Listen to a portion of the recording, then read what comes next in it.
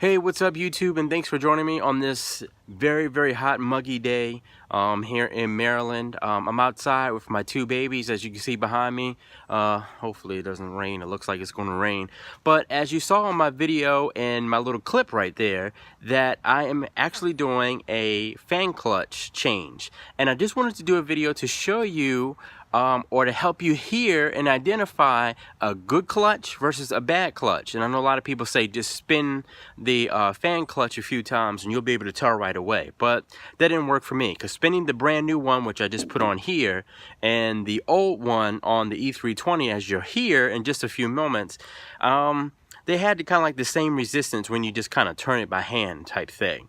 So hopefully this helps you to know that your fan clutch is working and not working, and of course the other evidence that you'll know immediately that the car kind of runs warm or a little bit hot in stop and go traffic and when you're at idle. So take a look.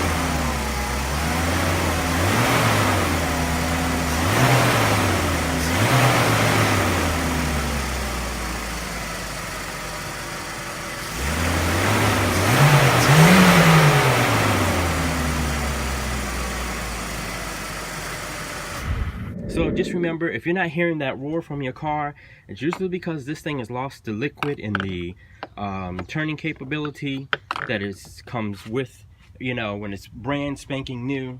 So get rid of these type of things. Maybe 3 years is my recommendation that these things would last, because it's a quick wear item and Mercedes-Benz wants to make that money off of these things. So keep driving. If that helps you at all, you know, hit the like button. Check out some more videos that I have, and we'll see you next time.